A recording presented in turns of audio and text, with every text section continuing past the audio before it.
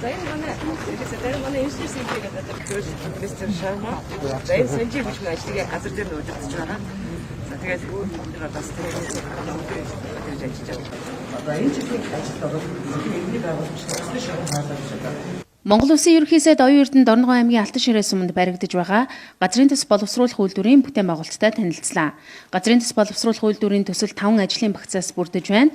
Өнөөдрийн байдлаар инженерчлэл, төлөвлөлт, зохион байгуулалт болон технологийн бус барилга байгууламж барих ажлын гэрээ байгуулагдан бүтээн байгуулалт үргэлжилж байна.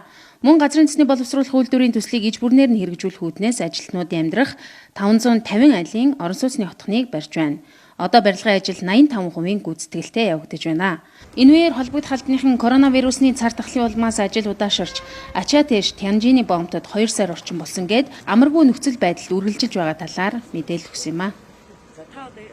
За энэ хэсгийг одоо бас бид нэр ингээд нөөцлөд орхицсон ирээдүйд сургууль цэцэрлэг хоёрыг бол орон нутагтай хамтраад бас барья гэж бодож байгаа. Бохор бүх шугамыг шинээр хийж байгаа. шинээр хийж байгаа. Бид бүгдийн шинээр одоо шинэ цахилгааны шинэ хуваарлах байгууламж барьлаа.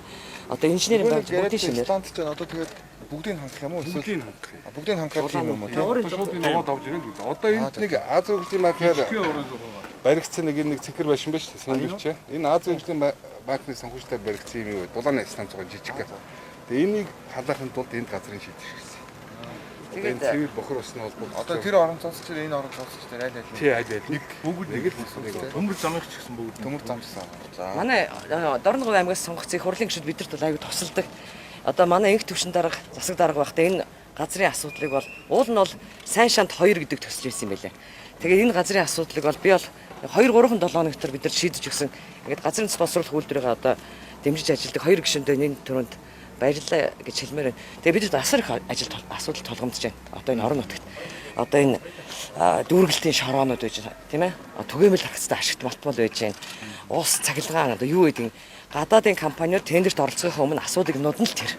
Тэгэхээр одоо манай гишүүд бол бас биднийг маш сайхан дэмжиж ажиллаж байгаа. Тэстэ бөлтөзөр шиг дайраад орохгүй ийм том төсөл. Зүгээр ингээд нормалд болоод орчихвол явдгүй ш.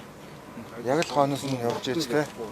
Тэгээд энэ ерөнхий сайдаа өнгөрсөн оны 8 дугаар сарын 21-нд одоо ерөнхий сайдын 32 дугаар захирамжаар юм газрын төс боловсруулах үйлдвэр гэдэг бол зөвхөн уул уурхай хүнд үйлдвэр яам биш бүх яамыг дамлсан юм ажил боллоо. Тэгэхээр ингээд ажлын хэсэг байгуулъя. Шадар сайдаар ахлуулсан байнгын ажиллагаатай. Үүнд бол 11 сайд 4 яам 4 агентлагийн дарга нар багтсан юм ажлын хэсэг байдаг. Уул нь бол байнгын ажиллагаатай. 9 сарын 1-ний хурлаараа бол одоо ажлын хэсгийн арга хэмжээний төлөвлөгөө гэж батлагдсан. Тэгэхээр одоо бид юу хүсэж байгаа вэ гэхээр энэ ажлыг одоо бас нэг тийм тогтмол ядаж болгомоор байна. Ядаж сардаа нэг удаа ярьж тулгымцсан асуудлуудыг шийдвэрлэдэг болёо гэж одоо хүсэж байна. За дараагийнх нь. За газрын төс боловсруулах үйлдвэрийг дэмжих тухай хууль гэдэг бол 1 сарын 29-нд батлагдсан 2021 оны. За энэ хуулийг дагсан хуулийн 3 заасан төрөөс үзүүлэх дэмжлэг гэдэг юм журам гарах хэрэгтэй. За энэ журмын төсөл одоо хүртэл хэлэлцэгдэг. Энийг бол нэг яаралтай засгийн газар хэлэлцүүлмээр байна. Төсөл бол ерөнхийдөө бэлэн болсон. Ихэнх яамдуудаас санал авсан. Зөвхөн барилга хот байгуулалтын яамнаас бол санал авч амжаагүй байна. Өнөөдрийн байдлаар бусад одоо бүх яамдуудаас санал ирчихсэн. Энийг ойрын хугацаанд засгийн газрын хурлаар хэлэлцүүлж энэ журмаа баталж авбал бид одоо бас дараа дараагийн ажилд минь тун хэрэгтэй байна. Одоо дэлхийд даяараа л цар тахал гэж одоо баригдахгүй, харагдахгүй ийм одоо бэрхшээлтэй нүр толлоо шүү дээ. Зөвхөн Монгол биш, 1 жилийн хугацаанд дэлхий өөрөө зогслоо. За цаашдаа дэлхийн эдийн засаг өөрөө энийг дийлхэ байлна. Тийм учраас одоо бид нар дасан цогцоод, сөрөөд, халдвар хамгааллын дэглэмээ сайн бариад одоо энэ эдийн засгийнхаа том төслүүдийг урагшлуулахгүй бол цар тахлын хажуугаар одоо эдийн засаг өөрөө хүндэрч бүх улс орнуудын одоо төсөв тасалдах хэмжээний ийм дэлхийн эдийн засгийн том хямрал одоо үүснэ.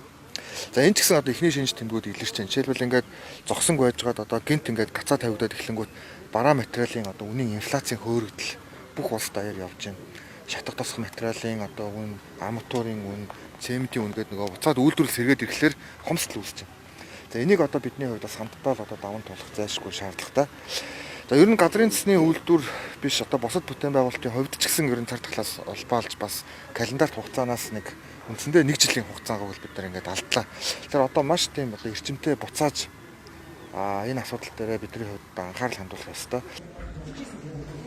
Газрын төсний боловсруулах үйлдвэртэй болсноор манай улс төв шатхууны импортын хараат байдлаас гарахаас гадна дотоодын нийт бүтээгдэхүүн 13%-аар өсч энэ үйлдвэрт ажиллах 600 гаруй ажлын байр шинээр нэмэгдэн улс орон нутгийн төсөв нэмэгдэх боломжтой юм а. Иймд цаашдаа халдвар хамгааллын дэглэмийг холбогдох гүйцэтгэгч компаниуд ягштал бариад ажлаа зогсоохгүй үргэлжлүүлэх нь чухал ач холбогдолтой байгаа гэдгийг ерөнхий сайд оюун эрдэнэ онцлолоо. Газрын төсний боловсруулах үйлдвэрийн төслийн ерөнхий гүйцэтгэгчээр бүгд найрамдах энэтхэг улсын GMC Projects India компани ажиллаж байна.